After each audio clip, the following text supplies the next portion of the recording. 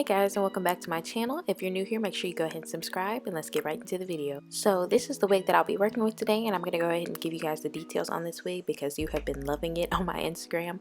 This wig is from evahairwig.com and it's in the color Ombre T27. It's a 13x6 Brazilian straight frontal wig, and it comes in a set density of 150%, and you can choose your length. They have lengths from 8 to 16 inches, and I got mine in 14 inches. And as you can see, this wig was barely $100, which you cannot beat that price for this length, density, or quality. Eva Hair Wigs is one of my favorite hair companies, so if you haven't shopped with them yet, make sure that you go ahead and shop with them.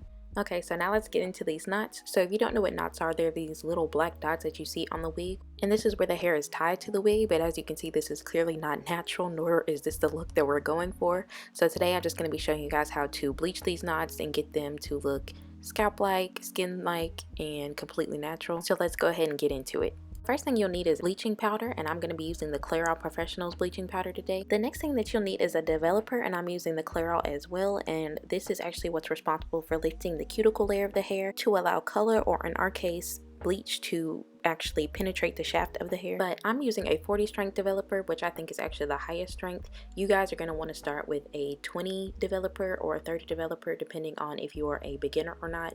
So basically, the higher the developer, that means the lighter shade that you're going to receive. But also, since a higher developer lifts color more, it's also going to change the shade of your hair a little bit faster. So that's why I chose to do the 40 developer, because I'm impatient. But if you're a beginner, you definitely want to start with a 20 to 30 developer, which is actually what's recommended on the back of your bleaching powder. And also, by using a lower developer, it lessens your chances of over lightening your knots, which can definitely be a problem too. Okay, so the last things that you'll need are a plastic bowl to mix your bleach in, as well as a hair spatula to apply your bleach to your lace. So you can actually pick up this little duo set of a bowl and a spatula at your local beauty supply store. I think that together they're like $2 or $3, so make sure you pick that up. Okay, so now it's time to actually make our mixture. So first, you're just going to take this little handy scooper, actually comes in your bleach, and you're just going to take the amount that you need and place it into your plastic bowl. Usually for frontals, I take about 2 to 2.5 scoops, whereas if you're bleaching the knots on a lace closure, you probably only need like 1 to 1.5 scoops. Once we feel like we have enough bleach powder, we want to go ahead and start mixing in our developer, and I'm just going to slowly add the developer to it and mix my powder. You want to mix slowly because you actually want your paste to be really thick. You kind of want it to have kind of like a toothpaste type of formula to it, or texture to it. And that's because if we make our formula too thick, it'll actually start seeping through to the roots of our hair, and it'll actually bleach our hair roots, and we don't want that. So you want to make your formula thick enough that it'll actually just sit on your knots and dye your knots to the shade that you want them to be.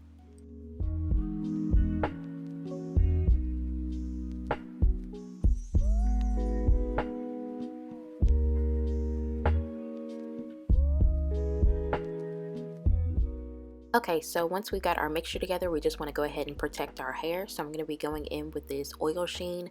It doesn't matter what type of oil sheen spray you use. And I'm just going to be spraying the perimeter of my wig. And that's just because this is where you're going to have your, kind of stray hair. So you want to make sure that you spray some oil so that our bleach mixture won't stick to those hairs, because those are the ones that are going to be most acceptable to getting over dyed or over processed. So now I'm just taking my wig and flipping it inside out and placing it onto my mannequin head and pushing back any of those stray hairs to kind of get them out of the way for when we start processing. This is the easiest way I found to go ahead and bleach knots whenever you're working with a full wig. If you're working with just like the lace closure or the frontal, you can just lay it on a flat surface. And now I'm just going to be taking our mixture and slightly placing it onto the knots. As you can see, I'm not really pressing it into the lace. I'm really just kind of patting it on top, because again, we want to make sure that we're not too heavy-handed with our mixture, because we don't want to accidentally end up bleaching the roots of our hair. So you just want to lightly pat your mixture on top of your knots. But yeah, after you mastered your technique, it's basically just smooth sailing from here. Once I've covered my entire frontal, I'm going to check my lace after about 20 minutes. If I feel like all my knots are bleached, then I'll rinse it out at that time. Usually you're not going to get it done in just 20 minutes though, so you want to check it at the 20-minute mark, and then after that just check it at 10-minute intervals until you see no more black dots and you feel like your lace is completely bleached.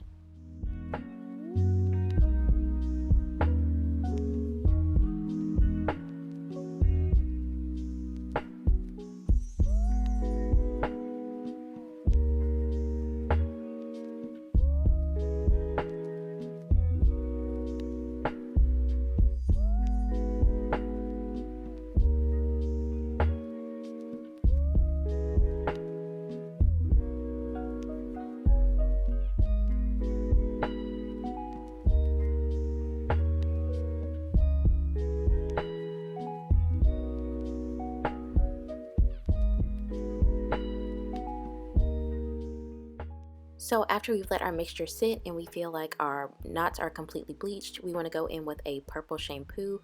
And this just helps us tone down some of that brassiness of our closure or frontal after we've bleached it to make our frontal look more like a scalp. And after I've done that, I just like to go back in with another just regular shampoo and regular conditioner, and that's all. And that is how I get my closures and frontals to look like a scalp. So that is it for this video. I hope that this video was helpful for you guys. Make sure that you give it a big thumbs up if it was. This is kind of a part 1 video, and I'll have a part 2 where I actually show you guys how I install my lace frontals to make them look completely natural. And I also already have a video on my channel where I talk about the lace glue that I use to keep my wigs laid for like a week and a half, because nobody's trying to reapply their wig every single day. So make sure that you check out those videos as well. But that's all for this video today, guys. I hope that this video was helpful for you. Make sure that you give this video a big thumbs up, as well as comment down below what you liked about it or whatever other type of beginner friendly videos that you guys want to see. And of course, make sure that you go ahead and subscribe to my channel, and I'll see you guys next time.